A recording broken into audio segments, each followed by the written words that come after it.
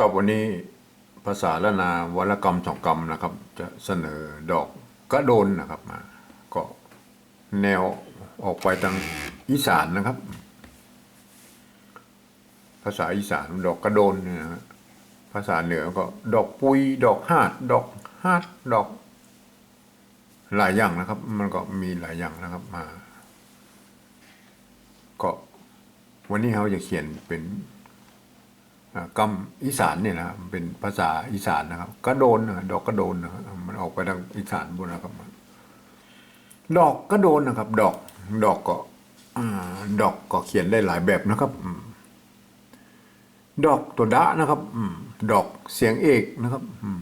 เสียงเอกตัวดะมันก็มีตัวดะก็มีตัวเดียวนะครับเพราะฉะนั้นก็จะต้องใช้ตัวดะนี่นะครับมันมีตัวดะมันตัวดะก็มันมีมันเป็นตัวดะอักษรกลางนะครับเพราะฉะนั้นก็มีตัวเดียวนะครับดอกนะครับไม้ก่อนะครับไม้ก่ออย่างนี้นะครับเมื่อมีตัวกะสะกดนะครับอย่างนี้ดอกนะครับดอกสะกดด้วยตัวกะนะครับดอกนี่นะครับเพิ่นบอกว่าตัดไม้กังมนออกนะครับอย่างนี้นะครับเหลือดอกนะครับอันนี้ดอกนะครับดอกแล้วนะครับแบบที่สองนะครับแบบที่สองเพิ่นบอกว่าตัดตัวกะนี่ออกนะครับใส่ไม้ซัดแตนก็คือไม้กักนะครับใส่ไม้กักแตนแบบนี้ก็ดอกนะครับดอกนะครับเปิ้นบอกว่าถ้าจะมันเสียงสั้นหน่อยเปิ้นก็เอาใส่ไม้กะอย่างนี้นะครับดอกนะครับดอกนะครับดอกนะครับท่านจะเขียนแบบใดก็เหมือนกันนะครับสามแบบนี้นะครับก็เอาไปพิจารณากันนะครับดอกกระโดนความจริงมันถ้าเป็นภาษาไทยไว้ใส่ตัวรอเรือเนี่ยฮะกระโดนเนี่ยนะ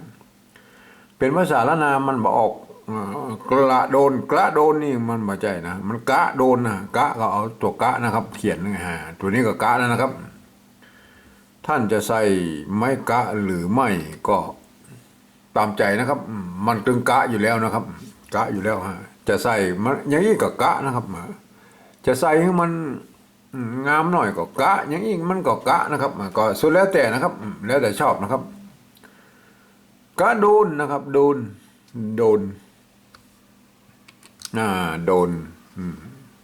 โดนไม้โกนะครับ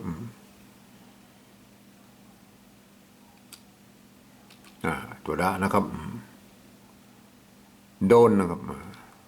ไม้โกแล้วนะครับเมื่อมีไม้โกแล้วก็สะกดได้ตัวหน้าโดนนะครับโดนนะครับสะกดโดยตัวหน้านะครับจะมีไม้กงหรือไม่นะครับแบบอีนะครับแบบอีแบบพะเยาแบบลำปางแบบทางสายแต่มันออกเปิ้นมาใส่ไม้กงนะครับเพราะว่าอย่างอีมันก็ไม่ต้องใส่แล้วก็ได้มันก็ดึงโดนนะครับหรือแบบเชียงใหม่นะครับแบบเชียงใหม่เปิ้นจะใส่ไม้กงอย่างนี้นะครับเพื่อให้มันเป็นโดนแต้ๆอะไรอย่างเงี้ยมันก็เขียนแบบใดก็ได้นะครับดอกกระโดนนะครับดอกกระโดนทีนี้เรามาเขียนเป็นภาษาปริวัติแบบที่สองดูนะครับดอกกระโดนนะครับภาษาปริวัติแบบที่สองนั้นนะครับก็คือการยืมเอาอักษรไทยนะครับมาปรับเทียบเพื่อเป็นอักษรละนานะครับแล้วก็ประกอบคำขึ้นมากับแบบภาษาไทยนะครับผสมผสานกันตัวเองเพราะว่าบางครั้งไม้นะครับก็คือสนะมันมาตรงมาตัดกันนะก็จะต้องปริวัติให้มันเป็นแบบภาษาไทยนะครับเพื่ออ่านได้นะครับแต่เวลาอ่านแล้วท่านจะต้องคำนึงถึงว่าไส้ในนั้นมันเป็นภาษาละนานะครับจะต้องอ่านจะต้องใช้หลักการภาษาละนาอ่านทุกประการนะครับดอกนะครับดอกตัวดะนะครับไม่ก่อไม้กักนะครับตางบนมันแตนตัวกะนะครับนะครับไม้กะอย่างนี้ก็บ่ต้องเอามาแล้วนะครับมันบูรณะศัพท์เราเป็นดอกไทยนะครับเห็นไหมดอกไทยแต่เวลาอ่านแล้วต้องอ่านเป็น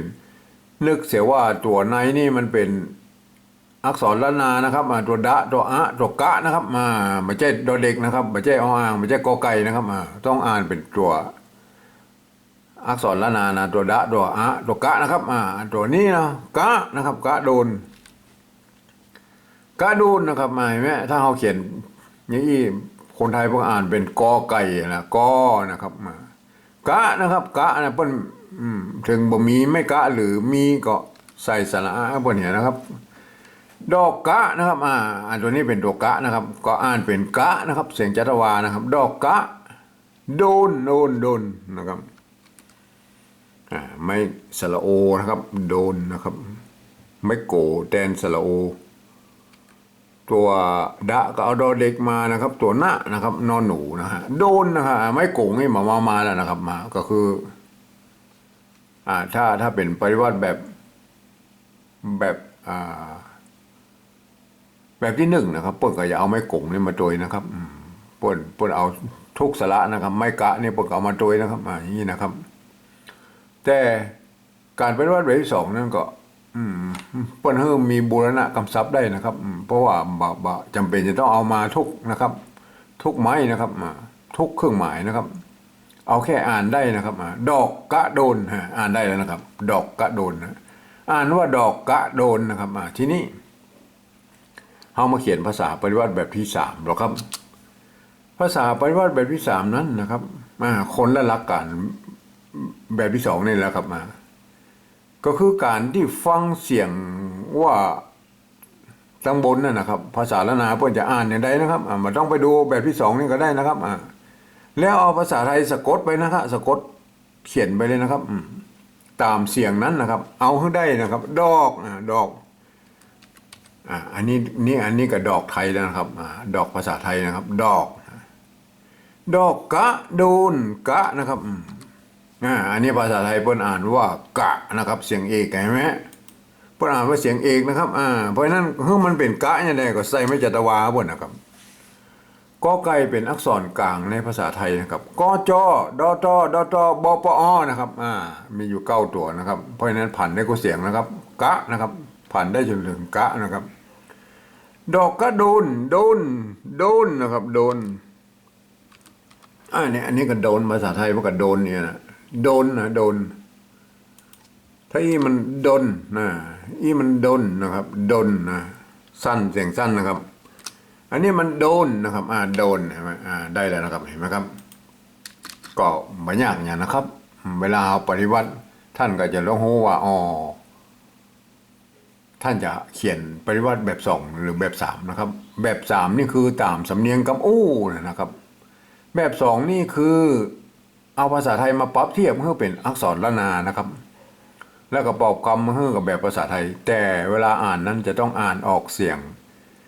เหมือนภาษาละนานะครับอันนี้คือตัวดะนะครับอันนี้ตัวอะตัวกะนะครับก็คืออ่านดอกกะโดนนะครับ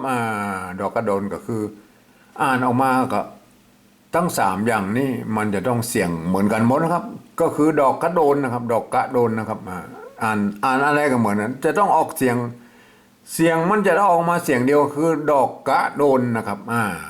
ท่านก็เอาลองไปฝึกดูนะครับ